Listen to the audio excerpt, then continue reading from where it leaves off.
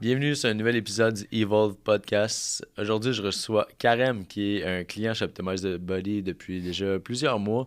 Ce que j'aime en particulier avec Karem aussi, c'est que, mis à part jaser d'entraînement, on peut jaser de philosophie, de psychologie, on peut parler de l'humain qui devient, puis de un peu les humains dans la société dans laquelle on vit. Euh, que ce soit de stoïcisme aussi. Donc, on va avoir une belle discussion. J'ai vu Karem évoluer personnellement beaucoup dans les derniers mois. Puis quelque chose dont je suis fier parce que la mission que j'ai avec Optimize Body, oui, c'est de transformer un physique, mais au-delà de ça, c'est de transformer un humain. Transformer un humain, ben, ça se fait à travers le processus que j'utilise, c'est à travers l'entraînement en premier, en accumulant des victoires comme qu'on l'a fait. Même chose au niveau de l'alimentation. Mais ensuite, de prendre ces choses-là puis les dupliquer dans d'autres sphères de notre vie.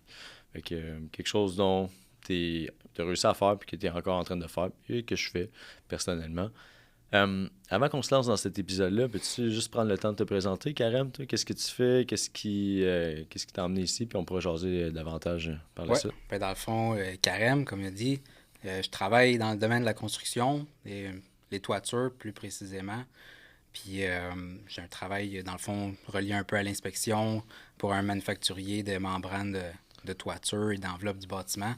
Je suis père de famille. Ben, j'ai une fille, dans le Ouais, fond. Grosse famille. c'est ça. Ben, puis c'est ça. Puis je m'entraîne à l'école depuis un an. Un petit peu avant aussi, je m'entraînais par moi-même. Euh, Puis, en gros, c'est un peu ça ma vie en ce moment. Là. Il se passe rien de très spécial en dehors de ça. On met beaucoup l'emphase sur l'entraînement et tout ça. Puis, fait que c'est quand même relativement nouveau, là, l'entraînement pour toi, là. Ce que je vois. Ben, relativement nouveau, non. En fait, je me suis toujours entraîné, mais ça a été très on and off. Ok, je Fait vois. que depuis aussi loin que je me rappelle le secondaire, là, tu sais, j'ai comme une fascination pour les gens qui s'entraînaient. Ouais, Puis j'ai tout le temps essayé de le faire, mais j'ai jamais été capable de le faire comme continuellement, de de façon façon assidue. assidue. Ouais. Ouais, Puis c'est ça, mais je me suis entraîné beaucoup. J'ai été dans des gyms, j'arrêtais. Après ça, je me suis équipé pour m'entraîner chez nous. ouais. Euh, Puis maintenant, c'est ça. Là, je suis dans un gym et j'ai de l'équipement chez Ouais. nous. Fait que ça a tout le temps fait partie de ma vie. Puis là, ben, j'essaye d'être plus assidu là-dedans, Ouais. puis essayer de pousser plus loin. Si on ramène, mettons, à là, notre dernière expérience qui a fait en sorte que, un petit peu plus que v'là un an, que là, t'as recommencé puis de façon plus assidue, parce que là, en ce moment, tu accumules tes workouts, ça va Mhm. bien, tu sais, dans notre préparation. C'est sûr que tu as une structure aussi, fait évidemment, ça aide, puis on pourra en jaser, mais est-ce qu'il y a eu un élément déclencheur ou quelque chose qui a fait en sorte que là, tu as dit, je vais stick to it, tu sais, je commence, mais je veux pas que ça fasse comme les dernières fois, puis Mhm. que ça soit le yo-yo, ou que je sois continuellement en train de commencer, de recommencer, d'arrêter, de recommencer. Puis... Ouais. Ben, un moment, en fait, tout le monde a toujours Ouais, euh, un moment, on dit, that's enough, là, tu sais, ouais, ouais. que là, il faut faire un changement. Mais, tu sais, moi, vu que c'est déjà quelque chose que je voulais faire depuis longtemps, euh, c'est juste le fait, dans le fond, je me suis séparé, puis là, j'ai eu des fréquentations, ça a mal fini, puis là, ben, j'avais comme atteint mentalement un état où ce que je me sentais pas bien. Mhm. Euh, Puis c'est là que, en pouvant reprendre du temps pour moi, que là, je me suis dit, ben, je vais me consacrer à ça parce que c'est la seule chose qui me fait sentir bien. Fait que ça m'empêche justement de dépendre de l'affection des autres. Mhm. Euh, Fait que je pense que c'est un peu ça. Dans le fond, c'est vraiment juste que ça m'aidait à pas être trop dépendant affectif, d'avoir besoin d'une autre personne pour me sentir bien. C'est quelque chose que je faisais pour moi. Puis c'est un exemple que je donne à ma fille. Euh, Puis, tu sais, je pense que ça remonte à aussi loin que quand on est jeune, tous les gars ont un peu le fantasme de super-héros. Là, tu sais, tout le monde Ben veut oui. être un super-héros. On a tous trippé sur les super-héros. Puis on dirait que, tu sais, l'entraînement, la force, être, mettons, un super-humain, ben pour moi, j'ai tout le temps un peu associé les deux, tu sais. Fait Mhm. que le gym, les muscles, la force, à, à ce côté-là. Fait que, moi, dans le fond, je pense que c'est ça un peu, là. Le super-héros, ça a l'air fort, confiant, sûr de lui. Ouais. Fait que, tu sais, c'est sûr que ça fait une belle image à laquelle s'inspirer. Après ça amène son lot de défis. Chaque super-héros, tu sais, ça reste que c'est fictif. Fait que comment est-ce qu'on peut prendre ces concepts-là puis l'appliquer dans notre vie? Mais ce que je peux comprendre, c'est que l'entraînement t'a aidé à ce que peut-être tu stacks plus de wins puis que tu sois capable de mettre de côté justement ton affection, ta dépendance affectionnelle, si on pourrait dire ça comme ça. Faire en sorte que tu te concentres davantage sur toi. Là. Mhm. Ben justement, tu sais, comme un super pouvoir, être discipliné, c'est quasiment un super pouvoir, là, parce que c'est très difficile, puis c'est pas tout le monde qui est capable de l'être. Puis j'ai vraiment une fascination pour les gens comme ça qui réussissent à être très disciplinés. Puis oui, l'entraînement, c'est une des meilleures façons de développer justement une discipline de faire. Puis après ça, quand tu développes la discipline, ben, tu peux l'appliquer dans tout. Fait que dans ton travail, puis c'est ça, dans le fond, qui permet d'accomplir des choses. Ouais. C'est exactement le message que j'essaie d'emmener. T'sais. C'est que en accumulant des victoires dans ton entraînement, dans ton alimentation, fait que dans les structures comme ça qui peuvent sembler quand même faciles à accumuler, ça te donne une certaine confiance que tu peux dupliquer après ça dans d'autres sphères de ta vie, dont ton travail, dans tes relations. Puis ça donne une certaine confiance en toi aussi. Là. Et après ça, si tu as plus de confiance, ben, ça va être plus facile d'entreprendre des projets, ça va être plus facile d'aller vers les autres. Même la valeur que tu as, que tu ressens envers toi-même, grandit. Ouais, ben justement, la confiance, je pense que justement ça fait partie de l'élément déclencheur. Tu sais, c'est que j'ai tout le temps manqué un peu de confiance dans ma jeunesse, puis j'ai grandi un peu avec ce manque de confiance-là. Fait que probablement que justement l'entraînement, c'était un peu pour combler ce manque-là. Puis, ouais, dans le fond, c'est ça. Tu sais, développer une confiance en moi, parce qu'on disait. Puis c'est un peu un piège, parce qu'il faut pas tomber dans le piège non plus de qu'est-ce que les autres vont penser de moi, tu sais, de le faire pour l'image que tu projettes aux autres. Fait que je pense qu'au début, il y avait un petit peu de ça, tu sais, parce que je suis petit, peut-être que je me sentais...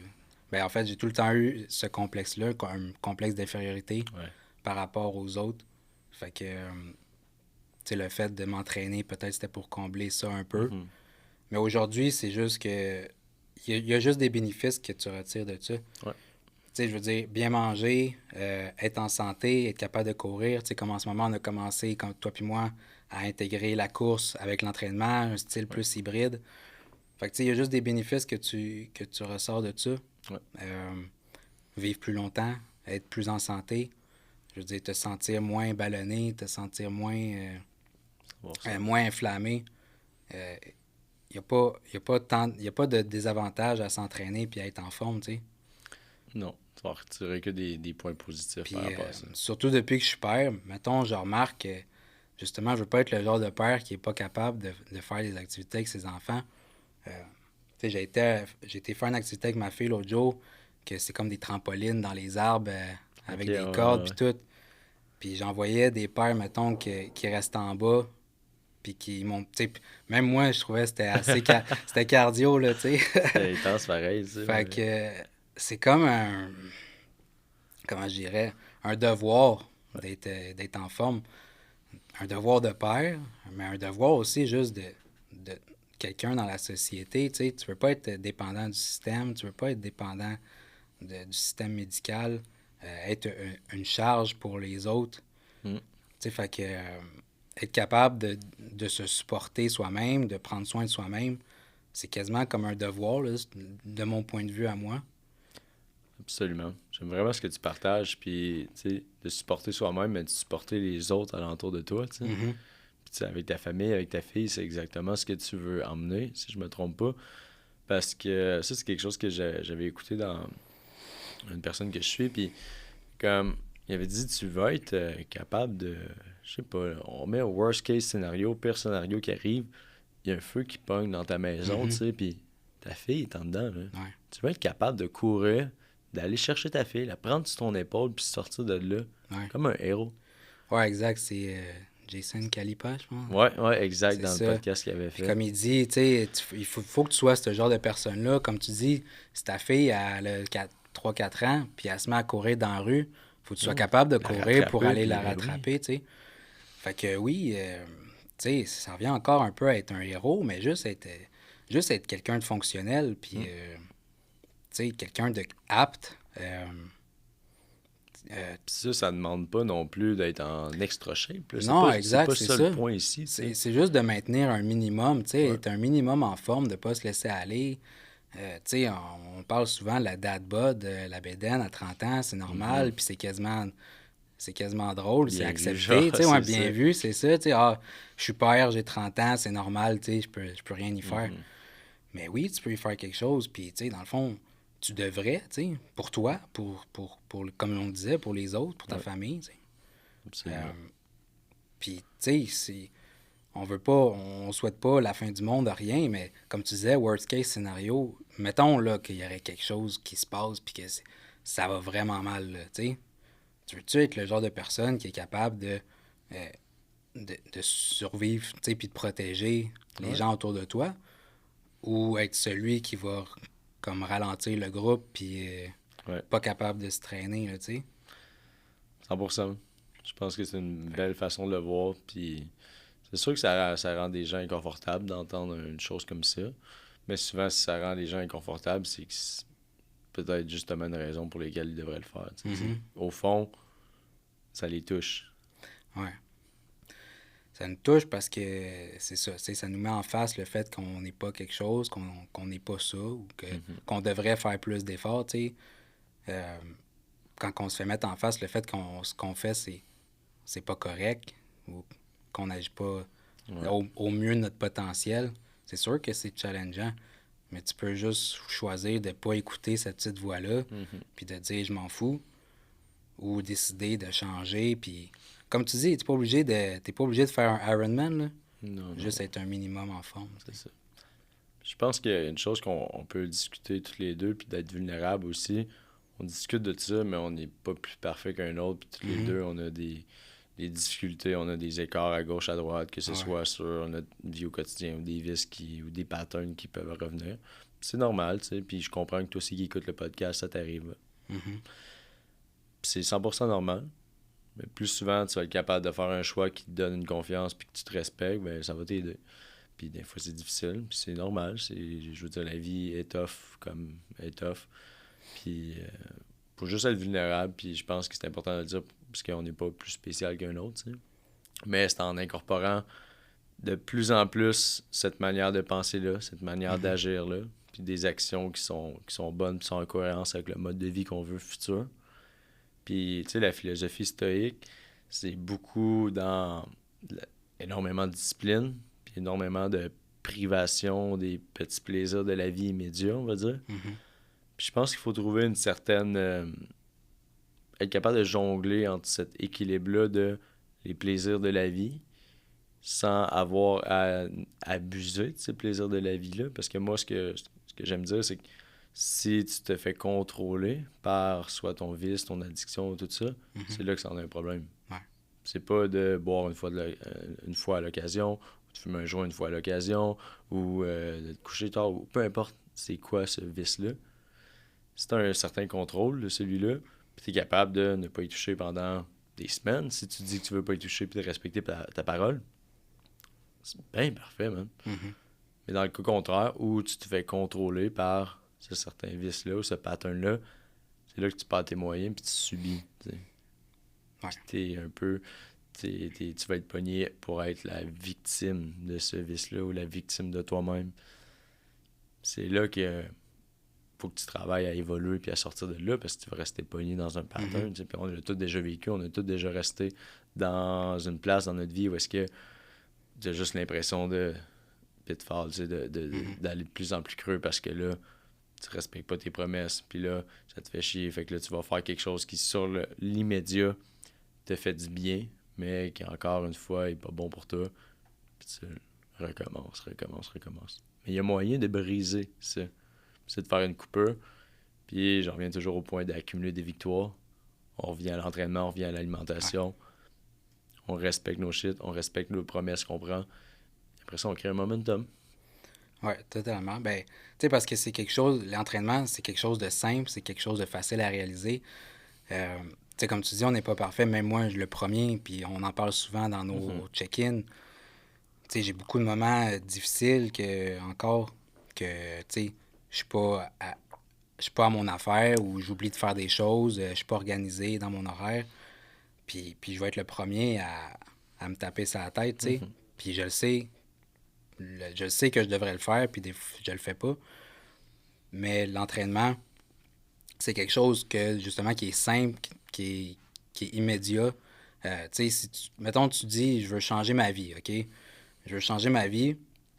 Demain, je vais être millionnaire dans 10 ans. Mais tu sais, c'est pas quelque chose que tu peux, mettons, mettre en marche tout de suite, mettons, changer Mhm. de job ou créer une business. Tu sais, c'est pas quelque chose que tu fais dans. Mais t'entraîner, sortir dehors, t'entraîner, c'est quelque chose que tu peux faire au quotidien, que c'est facile, que t'as pas besoin de mettre en place grand-chose. Euh, Fait que juste commencer par ça, c'est sûr que oui, c'est des wins qui sont faciles à Ouais. accumuler. T'as juste à le faire, tu sais.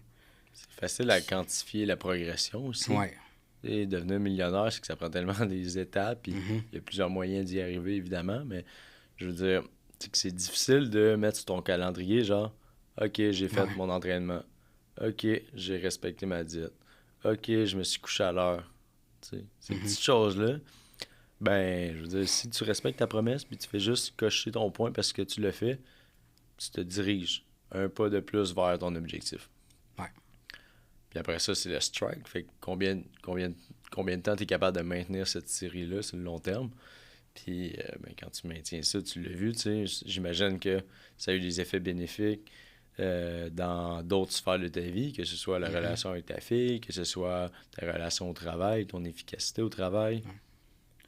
Ouais, ben, tu sais, puis aussi, c'est que ça devient comme ton identité.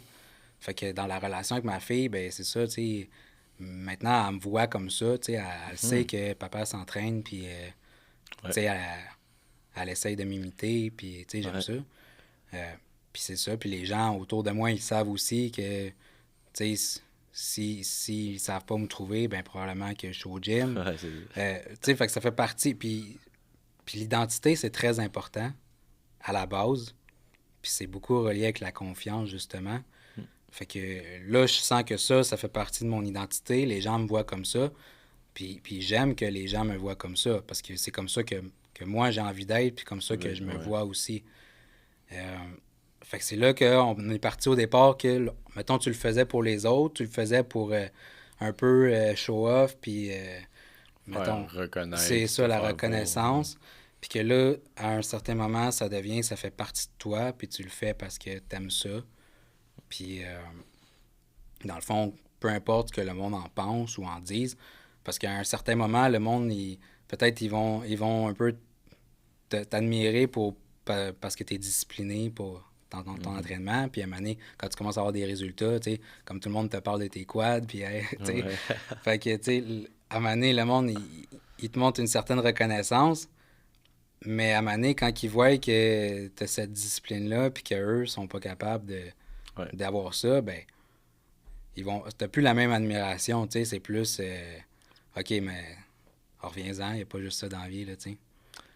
Ouais. Fait que, mais c'est ça fait partie de mon identité, puis comme je disais, l'identité, c'est très important. Justement, moi, tu sais, avec les problèmes de confiance, je pense que c'est à partir de ça un peu. Je me cherchais beaucoup. Tu sais, fait que j'avais pas comme mon identité à moi. Mhm. Euh, Dans le fond, c'est ça. Tu sais, j'avais pas mon identité à moi, fait que je me cherchais, j'ai essayé plein d'affaires différentes. Euh, Puis je pense que ça vient du fait que, tu sais, j'ai comme pas eu de modèle quand j'étais jeune, j'ai pas eu de père. Fait que j'ai essayé plein d'affaires que je me disais, un homme, ben, faut que ça soit comme ça, tu sais. Ouais. Fait que j'ai essayé la chasse, j'ai essayé la pêche, Ok. j'ai essayé tout plein d'affaires, tu sais. Puis, tu sais, j'ai essayé de m'intéresser aux bébés à moteur parce que, mettons, les gens autour de moi, Il mon parle de ça, voisin, tu sais. ouais, mon voisin, son père, lui, il tripait ses moteurs puis ses chars. Fait que là, je me disais, un homme, ben, ça tripe ses moteurs Ouais. puis ses chars, tu sais. Euh, Puis là, finalement, ben, je me suis rendu compte que moi, j'aime pas ça, là. Ouais. Puis après ça, tu sais, je suis rentré dans la construction, dans ma tête, un gars, ça travaille fort, blablabla, tu sais, la construction, puis tout. Puis moi, j'ai tout le temps fait des jobs physiques dans ma vie. je me disais que c'était ça, être un homme. Puis là, finalement, je me suis rendu compte que ça me rendait pas heureux. Fait que, encore une fois, tu sais, je me cherchais. Mais l'entraînement, c'est quelque chose que, comme je t'ai dit, depuis le secondaire, ça a toujours été. Puis ça a tout le temps été dans un coin de ma tête. Puis même si je n'étais pas assidu, je l'ai tout le temps fait. Puis ça a tout le temps resté. Puis, tu sais, pour moi, c'est juste, comme je te dis, j'admire ce monde. J'admire le monde qui sont en forme. Puis c'est ça que je trouve qui se rapproche le plus d'un super-héros, mettons. Ouais.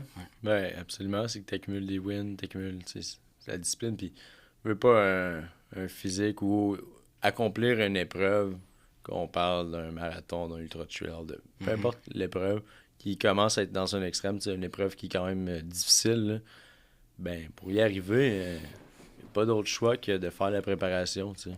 Ouais. C'est ça qui rend les gens, tu sais, des super-héros, à un moment donné, c'est que tu peux pas acheter cette préparation-là. Ouais. Là. Faut que tu Si fasses le travail. demain, là, toi, tu veux dire que tu as fait un Ironman dans ta vie, là, tu peux pas juste acheter ton inscription à Ironman puis tu vas dire ah, moi j'ai fait un Ironman, ça marche pas de même. Ouais. Faut que tu le fasses. T'sais. C'est comme ça que tu vas être reconnu. Puis les autres vont. Ben, tu vas être égal aux autres dans un certain sens, mais tu vas être reconnu pour ce que tu as fait puis pas simplement ce que tu as dit ou ce que tu as pensé. Mhm. Il y a une grosse différence entre des actions puis ce que tu dis que tu veux faire. T'sais. Fait que je pense que. Ça se rapproche un peu de, tu sais, des mêmes compétences que ça prend pour monter une business, pour avoir du succès dans n'importe quoi.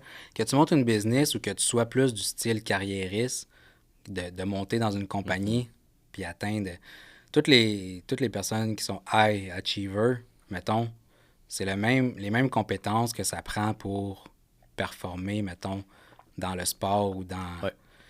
Fait que c'est la discipline, puis tu sais, fixer des objectifs. Résilience. La résilience. Être capable de dire non à la satisfaction immédiate. Exact, c'est ça, la gratification différée. Fait que tu sais, c'est toutes les mêmes compétences qui sont nécessaires pour réussir dans la vie. Puis comme on parlait de stoïcisme, ben pour moi, le stoïcisme, c'est un peu ça. C'est un peu la philosophie de l'accomplissement. L'accomplissement personnel, puis l'accomplissement dans la société.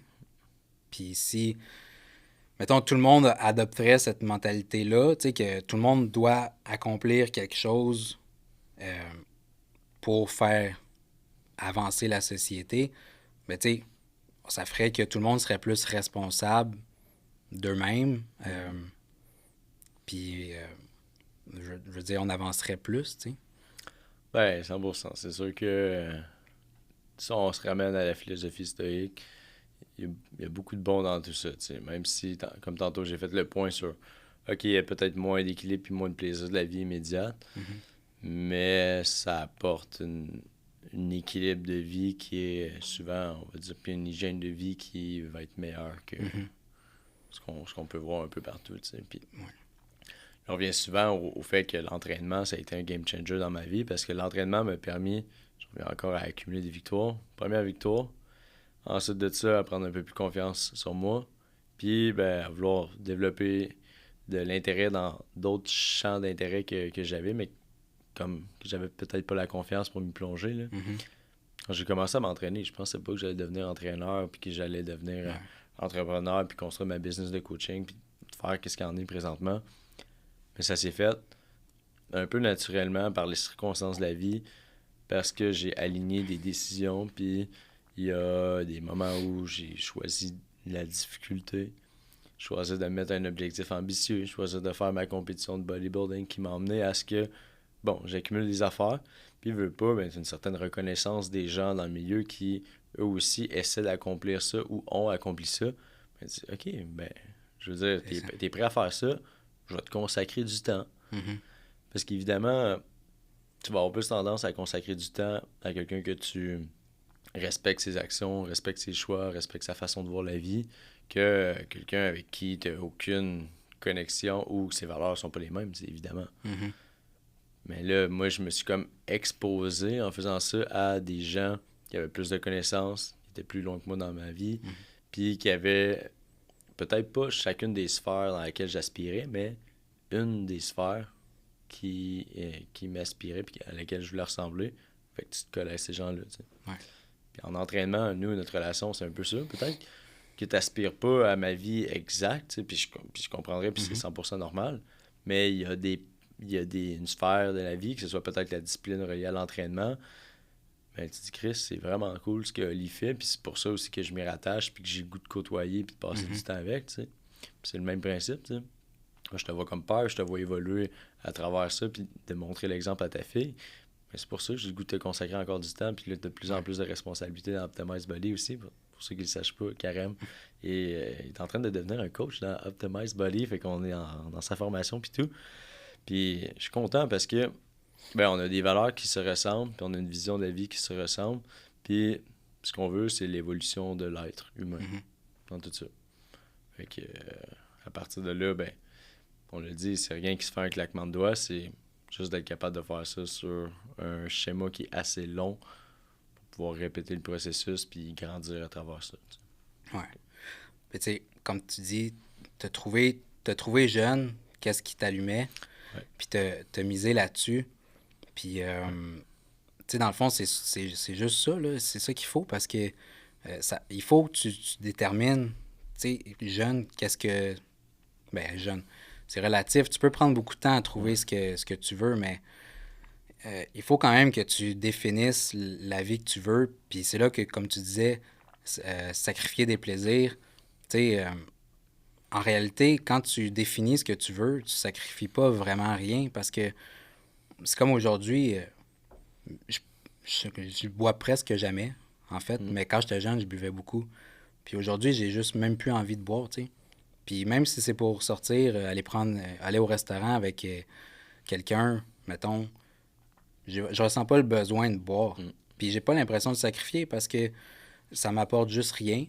Ouais. Puis c'est ça. Dans le fond, ça m'apporte rien, puis c'est pas ça que je veux. Mais quelqu'un qui boit, j'ai rien contre ça. Totalement, tu peux boire si ça, comme tu dis tantôt, si tu deviens esclave de ces plaisirs-là, là, tu as un problème, puis tu devrais l'adresser. Mais définir ce que tu veux, puis travailler dans ce sens-là, comme tu dis, ça t'amène à côtoyer des personnes qui ont ce genre de vie-là. Puis ça fait que tu es plus heureux au final, dans le fond. Ouais. Puis c'est drôle, tu sais, tantôt tu as parlé de la vie que tu veux vivre, mais mon père, quand j'étais plus jeune, faisait partie d'une genre d'association où est-ce que ces gens-là prenaient beaucoup de livres de développement personnel. Puis c'est genre vers mes 14 ans que j'ai été exposé pour les premières fois à ces livres-là. Puis un monsieur qui faisait de la route, puis qui venait nous présenter un peu ce modèle-là qui était présenté sur une liberté financière puis une liberté de temps. Puis avec ça, ben, vient l'éducation. Fait que l'éducation, ben, de comment la société fonctionne, puis de comment tu peux te sortir de ce certain gouffre que la société fait en sorte que tout le monde se ramasse à la même place. Fait que, sans nécessairement tout comprendre, j'étais exposé à ça. Puis mon père, il me payait pour que je lisais des livres parce qu'il trouvait important que je fasse ça. Puis au début, pour être honnête, je voyais pas l'importance. J'étais jeune aussi, puis je comprends. Mais à un moment donné, j'ai eu un livre que là, lui, ça s'appelait L'éléphant et la fourmi. Puis, dans le fond, la fourmi, même si elle avait un caractère qui est dur, jamais elle pourrait contrôler l'éléphant parce qu'il est ben trop gros puis il va faire ce qu'il veut. Tu sais. Fait que c'était comme une fable un peu. Mais là, ça m'a donné le goût d'en lire un peu plus, un peu plus, un peu plus. Puis c'est comme ça que j'ai été exposé au développement personnel. Puis ça m'a amené à ce que... Il y a un livre à un moment donné qui s'appelait « La vie que vous avez toujours rêvé de vivre ». Puis ça passait à travers les choix que tu dois faire, la satisfaction instantanée, de travailler fort présentement pour un futur, des choses comme ça. Puis je suis pas devenu successful du jour au lendemain en lisant ça, puis pas du tout, tu sais. Mais ça fait comme peut-être 8 ans que j'ai lu cette affaire-là.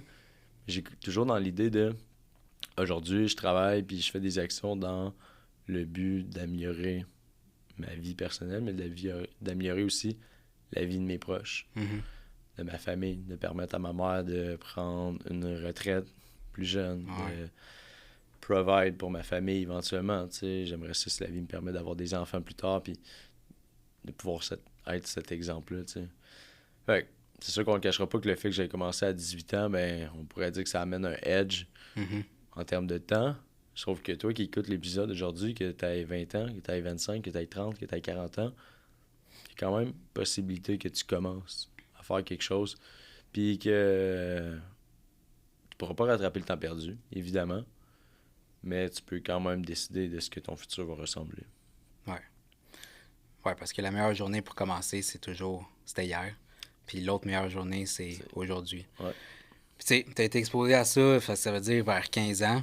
Ouais. Puis juste ça, c'est un cadeau exceptionnel, là. Absolument. Toujours, je remercierai mon père pour ça. C'est-tu comme un genre de MLM, ça se peut-tu? Oui, Parce que ressemblait ouais, vraiment c'est à ça. ça, parce que les MLM sont forts là-dessus, Ouais. le développement personnel puis tout, puis Ils disent que c'est pas un système pyramidal. ouais, mais c'est ça.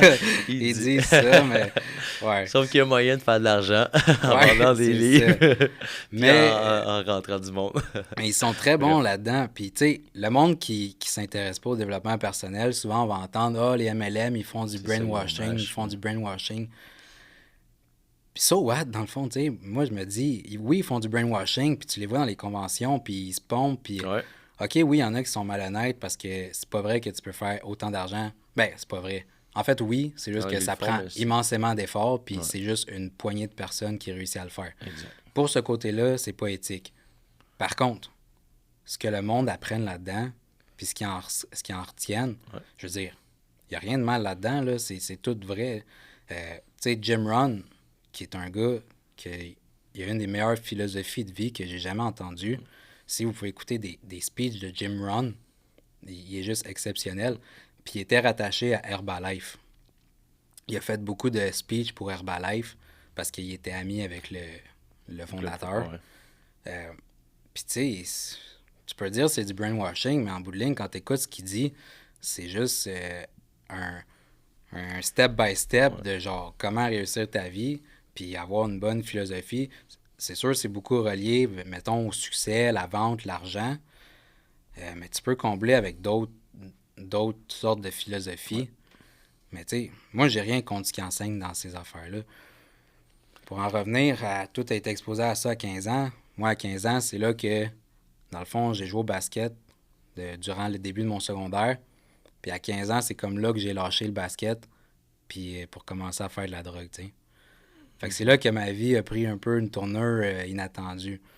Mais veux pas, je prenais de la drogue pour être accepté par les autres, pour être dans la gang, être cool. J'ai commencé à faire des parties. Le monde, j'ai fait des parties chez nous. Le monde, après 10 ans, il m'en parlait encore. Là. Ouais. Quand je retournais dans mon ancien quartier, le monde m'en parlait encore de « Hey, tu te rappelles-tu, là, chez vous? » Ouais, je sais.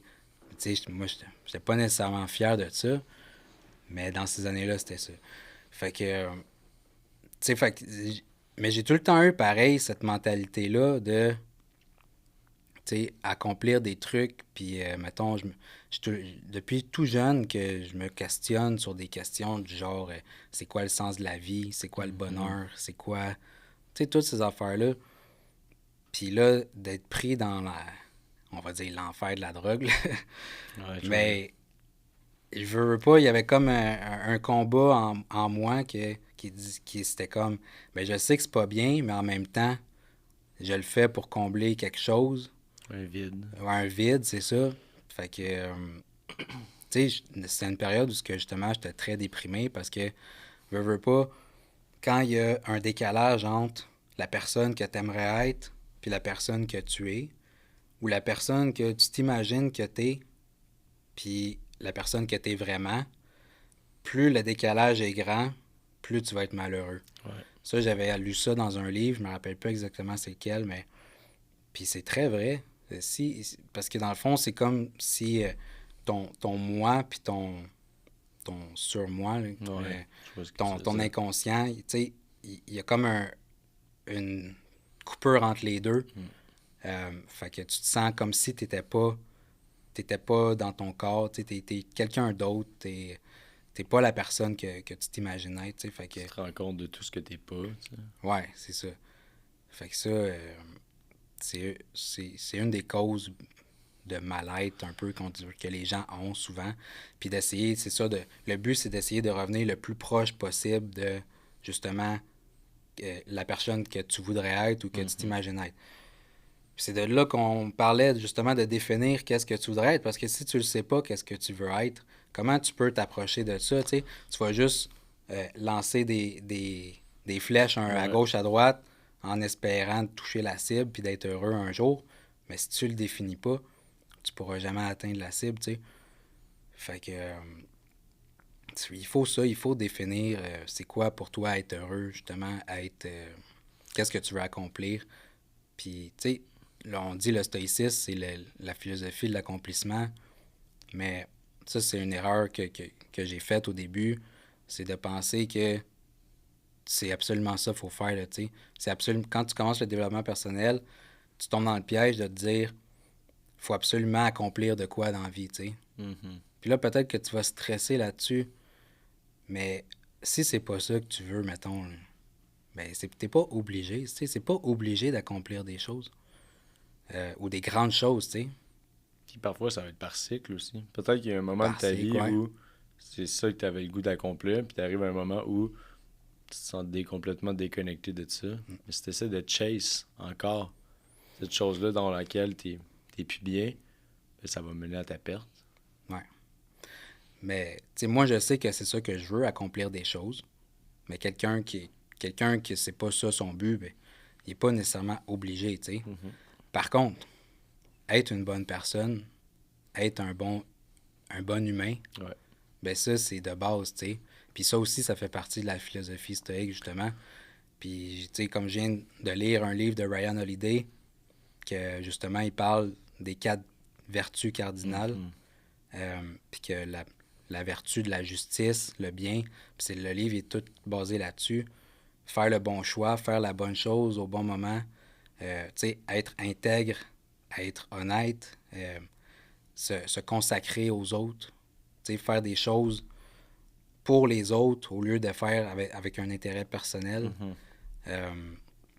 Tu sais, puis il raconte des histoires de plein de personnes, des présidents comme Harry Truman, puis Jimmy Carter, euh, qui ont fait des choses justement de façon désintéressée, tu sais, pour le bien Des autres, des autres de la communauté. de la société. Là.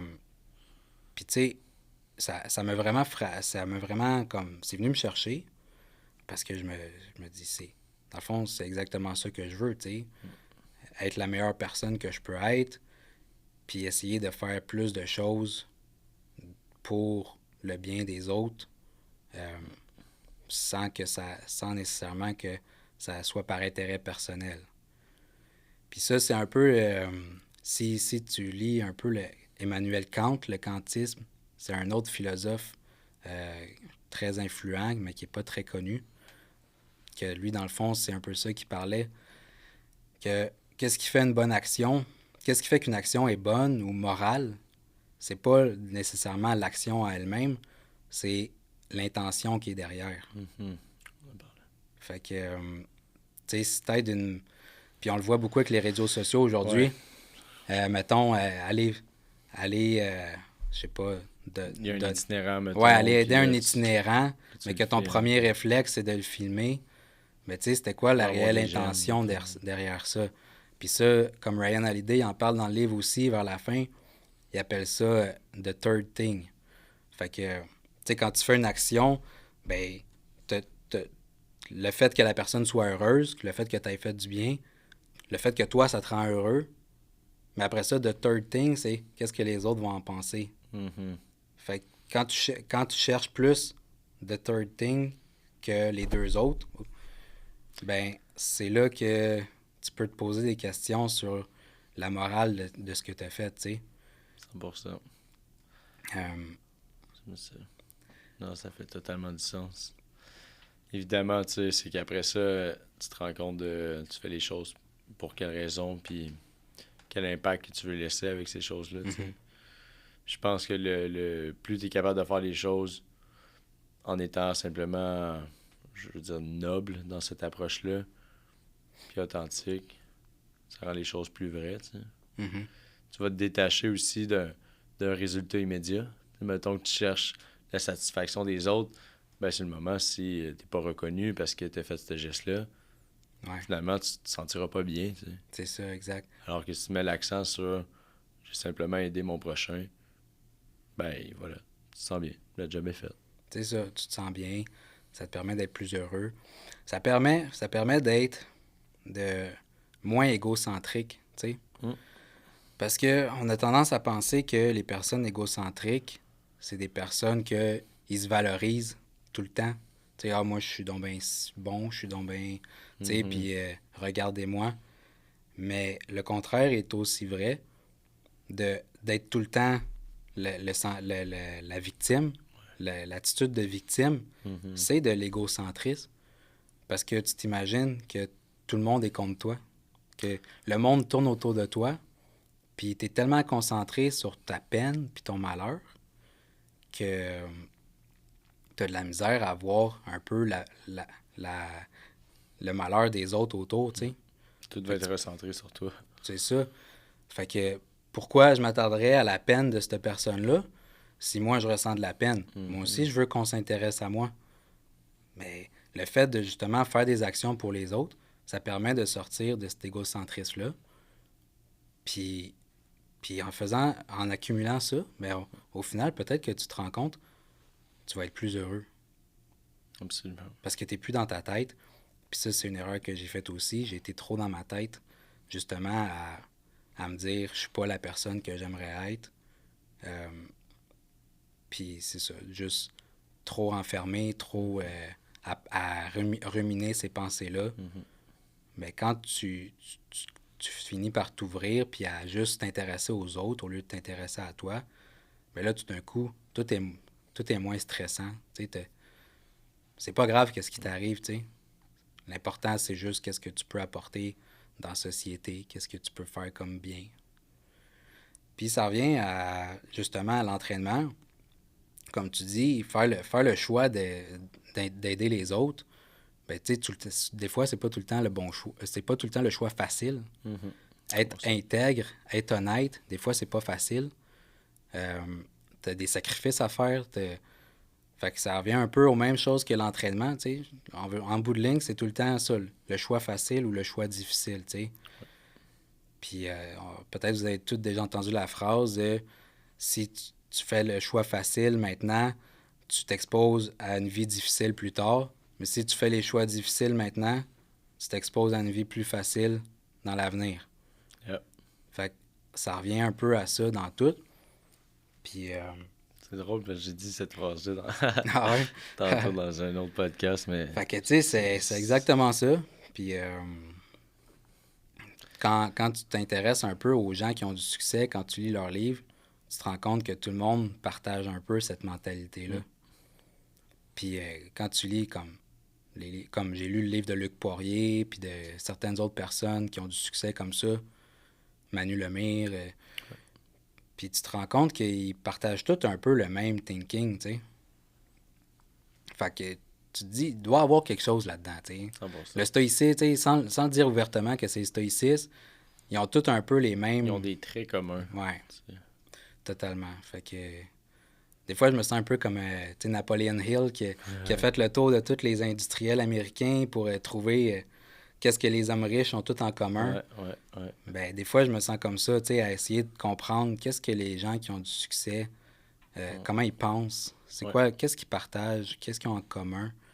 Puis je me rends compte que c'est souvent ça, cette façon de penser-là.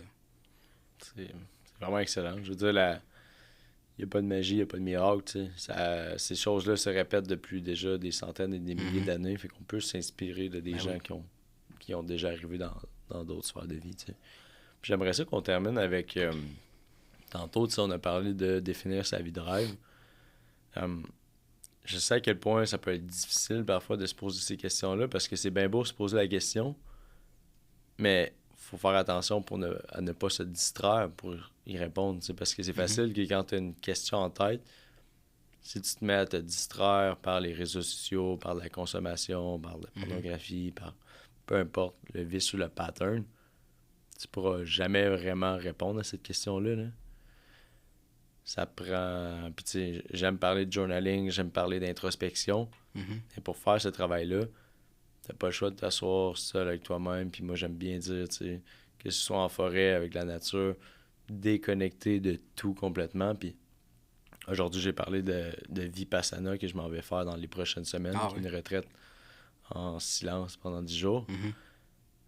Ça, c'est une forme d'introspection, genre à grande échelle extrême, mais à laquelle je vais pouvoir répondre à des questions sur, justement, quel est le sens de ma vie, t'sais, puis qu'est-ce que Olivier veut réellement, puis c'est quoi la contribution qu'il va emmener sur cette terre, puis je vais être reconnu pour quoi dans la vie, tu sais, puis... Mais se poser ces questions-là, c'est pas le genre de truc que tu peux te poser sur le coin d'une table ou entre deux appels ou entre deux scrolls. C'est juste impossible. T'sais. Ouais.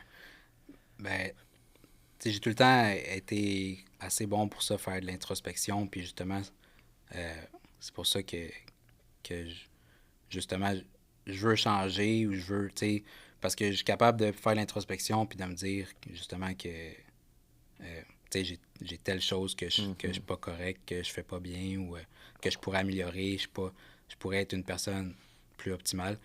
Mais comme tu dis, de quelle contribution que je veux amener, qu'est-ce que je veux faire dans ma vie, de faire un plan. Je vais te conter une histoire. Mettons, quand j'étais jeune, j'avais dit à une fille à m'amener, une fille que j'avais un kick dessus, mettons. Puis on parlait, puis là, j'ai dit que j'aimerais ça vivre ma vie de façon à ce que, quand je vais mourir, que les gens à mon enterrement, ils pleurent. Tu sais, que vraiment, que je manque, que je laisse un trou. Tu sais, que les gens soient vraiment tristes, que je m'en aille.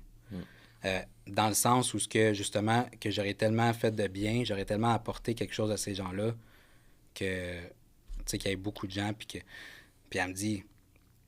Puis, tu sais, moi j'étais convaincu que tu sais, j'avais longtemps réfléchi à ça, puis j'étais convaincu que c'était une bonne façon de penser.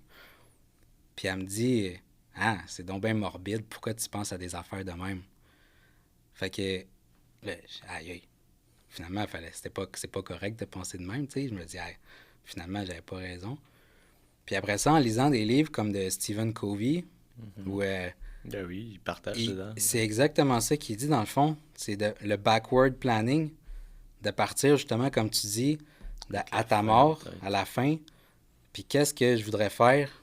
Comment je voudrais être remémoré, que les gens se rappellent de moi, tu sais.